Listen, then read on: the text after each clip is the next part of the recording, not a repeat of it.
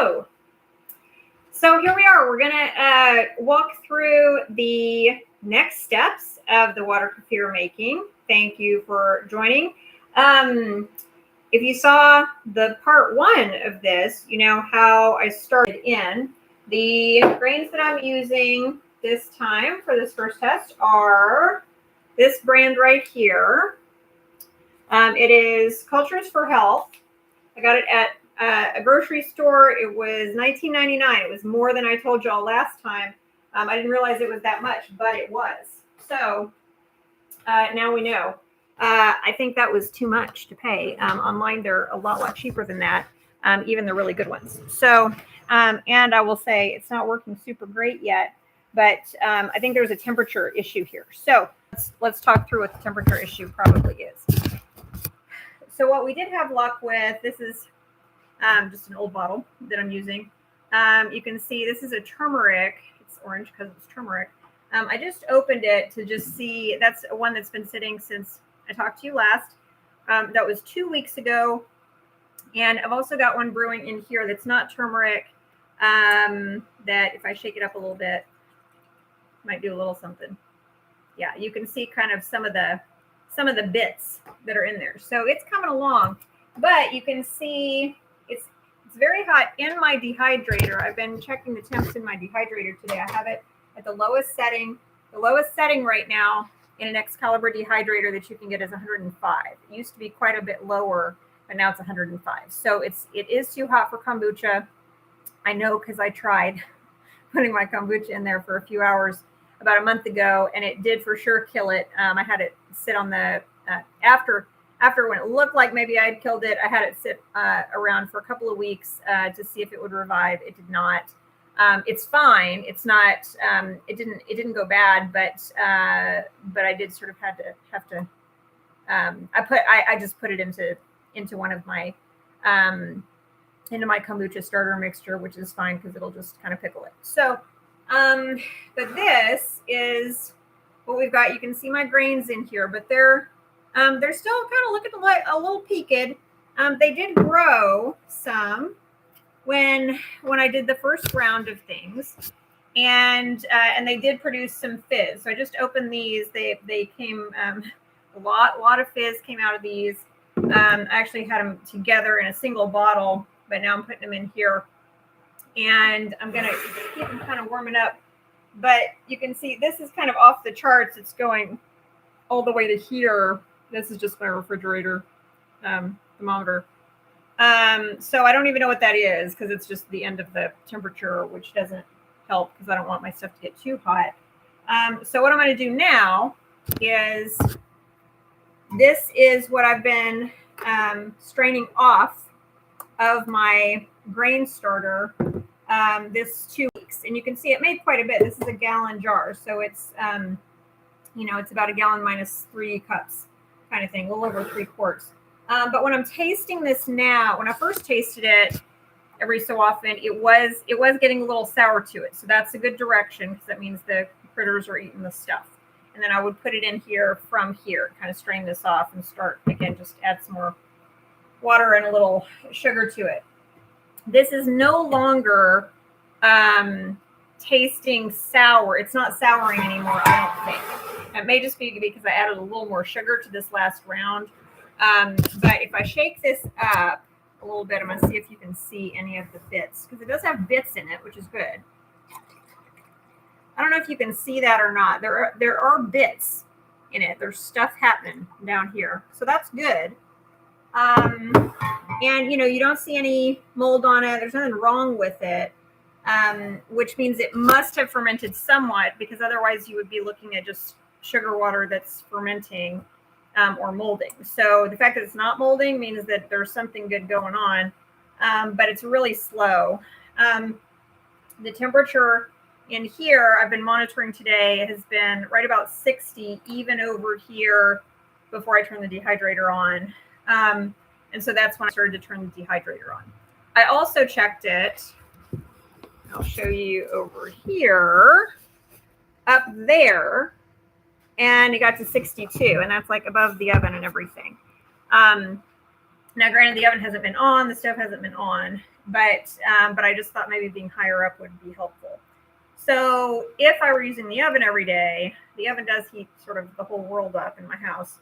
So that probably would help a bit. But the fact that just basal temp up there is only 62 isn't going to get us where we need to go, because these really need to be, see, when I started, I thought they could go down to 60, and what I'm seeing more online of is more 65 to 68. So, which is puzzling, because people are making this in colder climates than mine, for sure. I'm not in a very cold climate.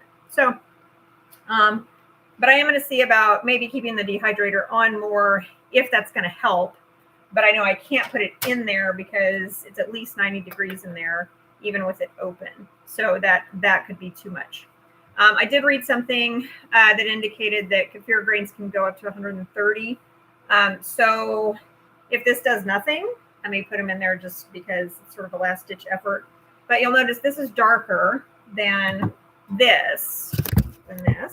And the reason that is because I've just today added a couple of pinches of baking soda and a little bit of molasses. I actually added it to both, but this one you can see because I just added the same amount to both.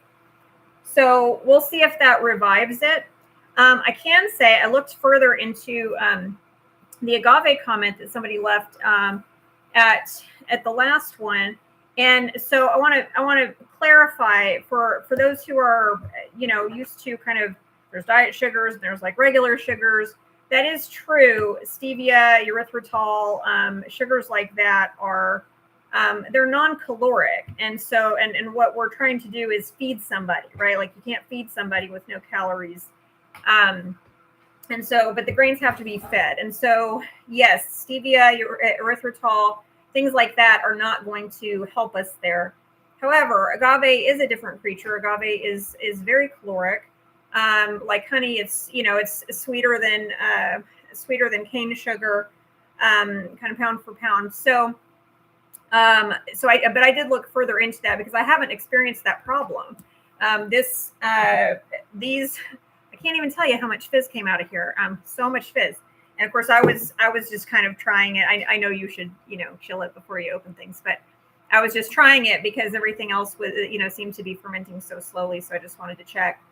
And I can say that there are a lot of sources that use agave. I knew that already, but I wanted to check into it further. And there are.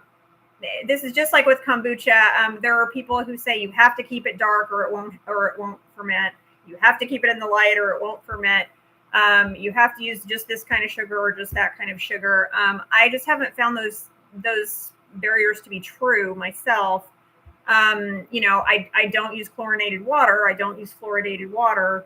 I do use UV hit water to kill microorganisms, but like the mineral content is still intact, although it is filtered in certain ways. So my water is very comfortable for my body to drink, but it's not distilled. It does have stuff in it for the grains to work with and eat.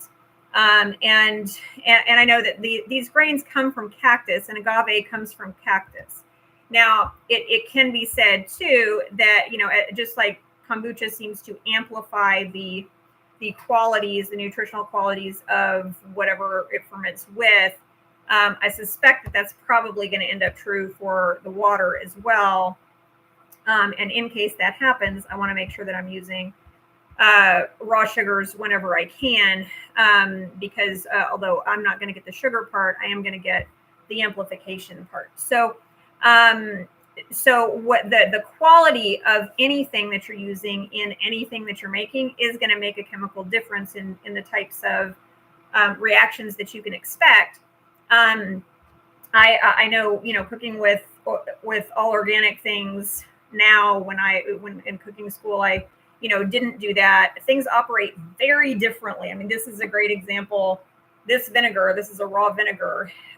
This will blow the top off of anything you're trying to make. This is an excellent vinegar. It's kind of hard to get right now, actually. They're having supply issues, but but I keep it around. Like there's nothing like it. There's no substitute for it. There's cooked vinegar doesn't do that thing that does. So keep in mind the quality of the agave that you're using. There's lots of qualities of agave these days. Some of them are pretty trashy, and some of them are really excellent. I try as much as I can to use the excellent ones, and I tend to use anything that's raw from kind of one or two brands that I've had the best experience with, and that I think are the most responsible beyond fair trade companies that I can afford. So definitely, if it's not working for you, obviously don't do that. Like if agave doesn't work for you, or if agave just doesn't agree with you, it may be that your grains were derived from different things or whatever. I did not experience that problem. The problem that I'm having right now is definitely temp related, because this would not have blown to pieces in carbonation if it had not fermented. And that was agave fed. So I think we're okay there. I did check one other thing, and that is the pH. I have these little litmus test strips. I think this was like $15. So like, don't buy this. Get something just from a lab supply that would be like $4. This was too much for all this fancy ridiculousness. And it's not a full litmus paper. You can see it only goes from 3 to 5.5 in the gold to the green. So that's not really, I really want the whole story. So I'd rather get something that has the full story. But I did check this compared to my ferments in progress. I use it to check my kombucha some. My kombucha tends to err on the acidic side because I kind of leave it around and I never know when it's going to be ready with my temperatures in here. But with this, I checked it after I added the baking soda, and it's right around a 5. So it's definitely in the alkaline range. Alkaline is right in the middle of that 7. Is at a 3.5. So you do want to get in the alkaline range while you're feeding the grains. You don't want it to end up in the alkaline range because you want to have the acidic version in your tummy to feed your gut, which is not your tummy, I guess. But while it's eating, it needs that, and then that's why we pour off once it expels and it's fermented. We pour that off and give it something new sugar water, so that it goes back into the alkaline and can eat again and is healthy. And then we get the runoff of it, which is healthy for us. So this is the symbiosis situation. So I hope that's helpful. As you know, this channel is about not showing it to you once it's all done and pretty, but really like what the process is and things that we're learning along the way. So hope that helps. And I'll check back in probably a couple of weeks. It's taking a while since it's getting cool here. So I won't do it every week because I bet there won't be anything new to say in a week, but there will be probably in 2 weeks. So see you soon.